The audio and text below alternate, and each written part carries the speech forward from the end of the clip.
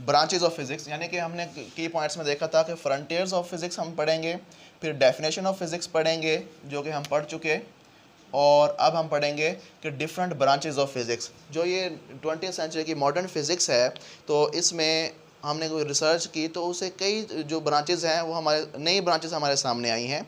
वो ब्रांचेज कौन कौन सी हैं? सबसे पहले हम देखेंगे कि न्यूक्लियर फिज़िक्स जो पहली है,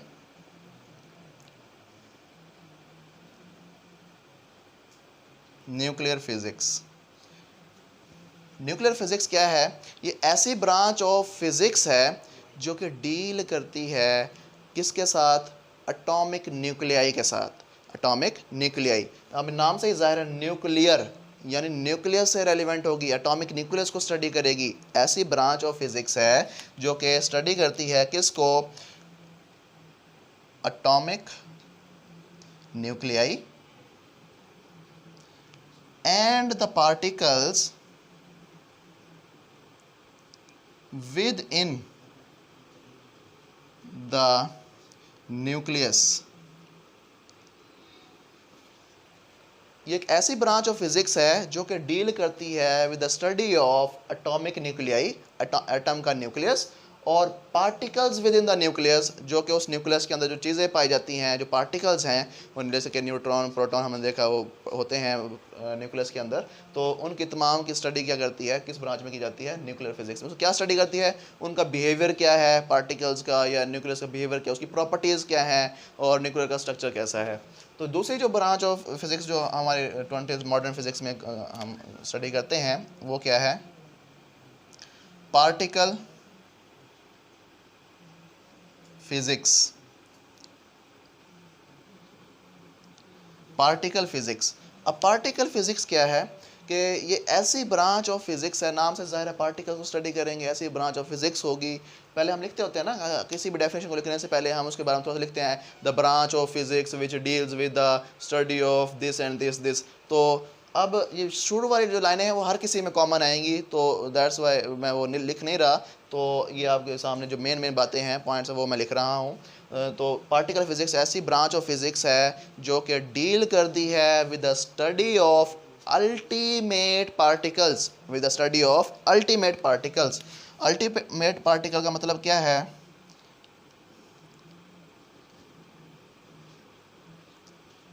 ऐसे पार्टिकल्स ऑफ विच, जिसकी वजह से जिन पर जो मैटर है वो कंपोज्ड होता है, जो कंसिस्ट करता है, यानी कि ऐसे पार्टिकल्स जो जिनकी मदद से कोई भी मैटर बनता है, ऐसे पार्टिकल्स को हम कहते हैं अल्टीमेट पार्टिकल्स। क्या कहते हैं? Ultimate particles. ऐसी ब्रांच ऑफ फिज़िक्स जो कि डील करती है with the study of ultimate particles, जो कि अल्टीमेट पार्टिकल्स की स्टडी करती है, ऐसी ब्रांच ऑफ फिज़िक्स को हम क्या कहते हैं? Particle physics. तो जो थर्ड हम पढ़ेंगे ब्रांच जो है हमारे पास मॉडर्न फिज़िक्स में, वो है relativistic mechanics.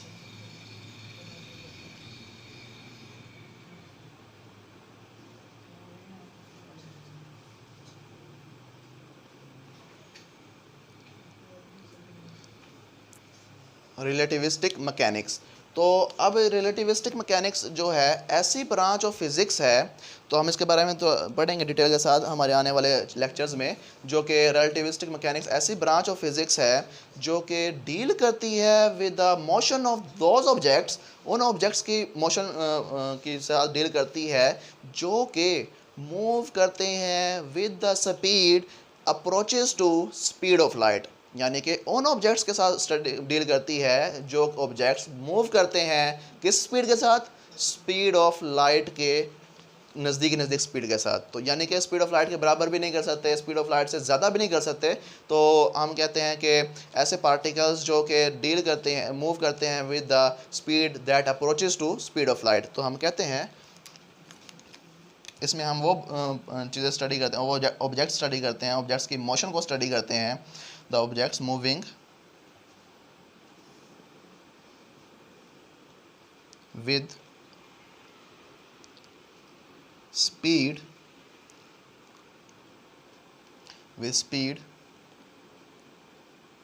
Approaches to speed of light. तो ऐसी ब्रांच ऑफ फिज़िक्स को हम क्या कहते हैं, रिलेटिविस्टिक मैकेनिक्स। और उसके बाद जो हम आपकी बुक में एक और ब्रांच दी हुई है, सॉलिड स्टेट फिज़िक्स। वैसे बहुत सारी हैं, लेकिन आपकी बुक जो कोर्स में हम उसी को फॉलो कर रहे हैं। वैसे बहुत सारी हैं। तो अब हम पढ़ते हैं solid state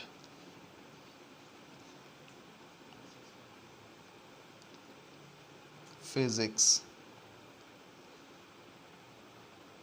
solid state physics नाम से ज़ाहिर है कि ऐसी स्टेट होगी जो कि मैटर की कौन सी स्टेट के साथ डील करेगी, सॉलिड स्टेट के साथ डील करेगी। तो हम यहाँ पढ़ते हैं द ऐसी ब्रांच ऑफ फिज़िक्स है, the branch of physics which deals with the study of the structure and the properties of the solid. क्या किन किन चीज़ को स्टडी करती है, स्ट्रक्चर और प्रॉपर्टीज़ ऑफ द सॉलिड के साथ स्टडी करती है। ऐसी ब्रांच ऑफ फिज़िक्स को हम क्या कहते हैं, सॉलिड स्टेट फिज़िक्स। तो हम इसको में लिखते हैं कि ऐसी ब्रांच है ये कि जो कि डील करती है structure and properties of solid. तो ऐसी ब्रांच ऑफ फिज़िक्स जो कि डील करे किसके साथ, structure and properties of the solid. ऐसी ब्रांच ऑफ फिज़िक्स को हम क्या कहते हैं, सॉलिड स्टेट फिज़िक्स कहते हैं। और अब हम देखते हैं कि क्या मतलब है स्ट्रक्चर का और क्या मतलब है प्रॉपर्टीज़ का। तो थोड़ा सा मैं बता देता हूँ कि स्ट्रक्चर का मतलब है कि जो सॉलिड है वो किसी यूनिट सेल पर मुश्तमिल होता है, उसकी जो अरेंजमेंट होती है वो repetition of a unit cell होती है। तो यूनिट सेल का जो स्ट्रक्चर है वो किस तरह के शेप रखता है, या आया कि वो क्यूबिक है, जैसे कि साल्ट है, साल्ट जो नमक हम इस्तेमाल करते हैं उसका जो यूनिट सेल होता है वो किसके ऊपर किस शेप का होता है, क्यूबिक शेप का। फिर हम देखते हैं कि आया कि जो कोई भी सॉलिड है उसका जो स्ट्रक्चर है यूनिट सेल का वो टेट्राहेड्रॉन है। तो इस तरह से बहुत सारे क्यूबिक स्ट्रक्चर्स हैं। और फिर दूसरी बात अगर हम यहाँ पे करें स्ट्रक्चर के बाद प्रॉपर्टीज़ की, तो प्रॉपर्टीज़ का क्या मतलब है कि भाई प्रॉपर्टीज़ में मेल्टिंग पॉइंट आ जाता है।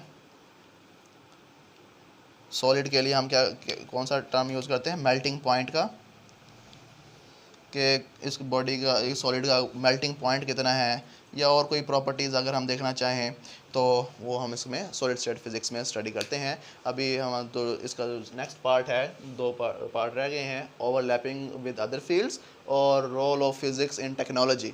अब जैसे कि हमने देखा था कि कुछ की पॉइंट्स हमने देखे थे, ये हमने स्टडी करने हैं इस टॉपिक में।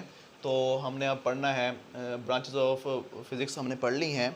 अब हम पढ़ेंगे overlapping of physics with other fields. कि फ़िज़िक्स सिर्फ ये नहीं है कि अपना एक ही सब्जेक्ट है कि उसकी महदूद सिर्फ अपने सब्जेक्ट तक ही है, अपनी फील्ड तक ही है, ऐसा नहीं है। ये बहुत वास्ट फील्ड है, बहुत वसी सब्जेक्ट है जो कि हमारे दूसरे फील्ड्स के लिए भी कारआमद साबित होता है, दूसरे सब्जेक्ट्स के लिए भी कारआमद साबित होता है। ऐसा कहा जाए कि फ़िज़िक्स के बगैर ना ही तो मेडिकल साइंसेस तरक्की कर सकती हैं, ना ही उनका काम प्रॉपर्ली हो सकता है, और ना ही केमिस्ट्री में ज़्यादातर काम हो सकता है, और डिफरेंट सब्जेक्ट्स में। तो ये कोई गलत बात नहीं होगी, यानी कि फ़िज़िक्स इतनी फंडामेंटल साइंस है, ऐसी बुनियादी चीज़ें हैं फ़िज़िक्स के अंदर जो कि प्रिंसिपल के तौर पे काम करते हैं। फ़िज़िक्स के लॉ जो हैं दूसरे फील्ड्स में प्रिंसिपल के तौर पे काम करते हैं, दूसरे फील्ड्स के जो वर्किंग होती है वो बेस कर रही होती है फ़िज़िक्स के लॉज पर। तो अब हम देखते हैं कि ये जो बातें की हैं हमने कि फ़िज़िक्स फंडामेंटल साइंस और इसका दूसरी ब्रांचेस के साथ भी लिंक है, दूसरी फील्ड्स के साथ भी लिंक है, तो वो कैसे है। और देखिएगा ज़रा कि सबसे पहले अगर हम देखें कि केमिस्ट्री और फिज़िक्स का जो कम्बिनेशन है वो कहलाता है फ़िज़िकल केमिस्ट्री। जिसमें अब देखें फ़िज़िकल केमिस्ट्री में क्या है कि हम किस रिएक्शन को स्टडी करते हैं, रिएक्शन में पैदा होने वाली हीट है वो उसको स्टडी करते हैं कि ये जो रिएक्शन है एंडोथर्मिक है या एक्सोथर्मिक है, इसके बारे में स्टडी करते हैं। आपने छोटी क्लासेस में पढ़ा होगा कि डिफरेंट तरह के रिएक्शंस होते हैं। तो हीट जो है फॉर्म ऑफ एनर्जी है। एनर्जी को हमने फिज़िक्स की डेफिनेशन में देखा था कि एनर्जी को कहाँ स्टडी करते हैं, फ़िज़िक्स के अंदर। तो पता क्या चला कि केमिस्ट्री के अंदर भी क्या है, फिज़िक्स का रोल है, फिज़िक्स के लॉज वैलिड होते हैं। तो सबसे पहले हमने क्या देखा, फिज़िकल केमिस्ट्री। तो उसके बाद जो दूसरी अगर हम देखें कि ओवरलैपिंग या लिंक देखें फील्ड्स का, वो है एस्ट्रोफिज़िक्स।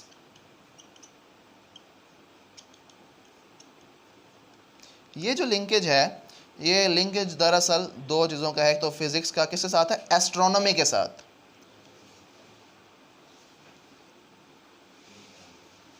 एस्ट्रोनॉमी के साथ। एस्ट्रोनॉमी है कि हमने देखा था कि 5 डिसिप्लिन्स हमने किए थे, फिजिकल साइंसेज को हमने 5 डिसिप्लिन्स में डिवाइड किया था।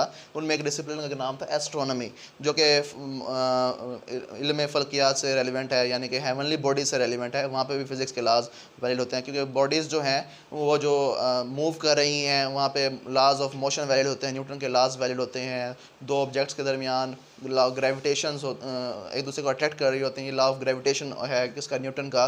तो यहाँ पे भी फिज़िक्स के लॉज वैलिड होते हैं, यानी कि एस्ट्रोनॉमी एस्ट्रोफिज़िक्स, यानी एस्ट्रोनॉमी और फिज़िक्स का कम्बिनेशन है, वो क्या है, एस्ट्रोफिज़िक्स। उसके साथ अगर हम देखें हेल्थ फिज़िक्स, एक सब्जेक्ट भी हम फिज़िकल एंड हेल्थ एजुकेशन के नाम से पढ़ते हैं, और दूसरा क्या है, फिज़िक्स का उसमें बड़ा रोल है। जैसे कि फिर हम जो मेन है, बेसिक जो है, वो है हमारे पास बायोफिज़िक्स। बायोफिज़िक्स ये दरअसल कम्बिनेशन है किसका, बायोलॉजी का और फिज़िक्स का। अब बायोलॉजी और फिज़िक्स का, अब जो हम अपने ऊपर ही गौर करें, हमने कहा कि फ़िज़िक्स दरअसल किस चीज़ की स्टडी है, नेचर की स्टडी है। नेचर की स्टडी का मतलब है कि नेचर ने जो जो चीज़ें बनाई हैं, उन सब तमाम चीज़ों की स्टडी हम किस में करते हैं, फ़िज़िक्स में करते हैं। और बायोफिज़िक्स जो है, ये नेचर का शाहकार है कि अल्लाह ताला ने इंसान को पैदा किया, जो कि खुद सोच सकता है, खुद से सब कुछ कर सकता है, और वो उसके अंदर इतनी एबिलिटी है, वो खुद से कोई नई चीज़ बना सकता है। तो यानी कि बायोफिज़िक्स यानी लाइफ से रेलिवेंट जो फिज़िक्स है, वो हमारे पास एक रहती है बायोफिज़िक्स में। बायोलॉजी में भी जैसे कि इंसान है, हमारा हार्ट पंप करता है, जिसकी वजह से पूरी बॉडी में ब्लड की सर्कुलेशन होती है, लंग्स हमारे कॉन्ट्रैक्ट होते हैं, एक्सपैंड होते हैं, जो कि हमारे पास क्या है, हमारे जो सांस लेने में मददगार साबित होते हैं। तमाम जो हैं लॉज ऑफ फिज़िक्स के ऊपर वैलिड हैं। इनमें बॉयल्स लॉ स्पेशली वैलिड होता है, जो कि आपने पढ़ा होगा छोटी क्लासेस में कि पी प्रेशर और वॉल्यूम का इन्वर्स रिलेशन है, जो कि हम पढ़ेंगे आगे, फर्दर भी पढ़ेंगे। तो बायोफिज़िक्स, तो ये हमने पढ़े हैं overlapping of physics with other fields.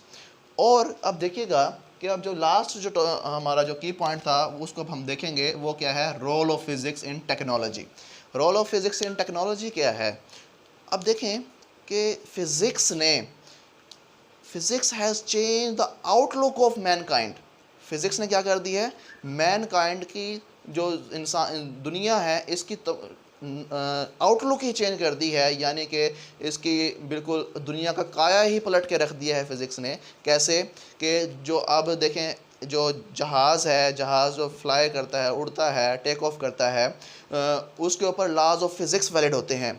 जैसे कि हमने पढ़ेंगे आगे, बर्नौलीज़ इक्वेशन पढ़ेंगे, उसकी एप्लीकेशन होती है, जिसकी वजह से जहाज़ जो है टेक ऑफ करता है, लैंड करता है। तो ये सारे क्या हैं, फ़िज़िक्स की वजह से ही है, जो कि हम क्या कर सकते हैं कि महीनों का जो सफ़र है जहाज़ की मदद से, वो चंद घंटों में कर लेते हैं। ये किसकी बदौलत है, कि फ़िज़िक्स की बदौलत है, जिसने ये क्या किया, इतना हमने देखा कोई उसमें पर नहीं हिलते, कुछ भी नहीं होता, हवा की मोशन की वजह से हम उसको क्या कर लेते हैं, उसकी फ़्लाइट को कंट्रोल करते हैं।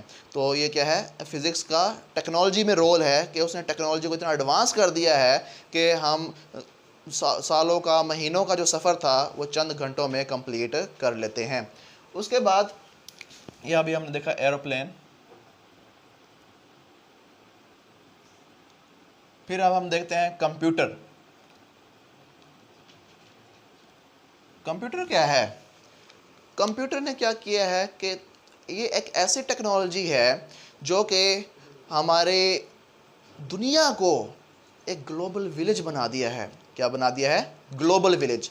तो ग्लोबल विलेज का मतलब क्या है कि अब पहले तो ये होता था कि गांव से शहर तक जाने में काफ़ी टाइम लगता था, यानी पूरा पूरा दिन भी लग जाता था, और हमें फिर भी लोग हम से अपना मैसेज कन्वे नहीं कर पाते थे।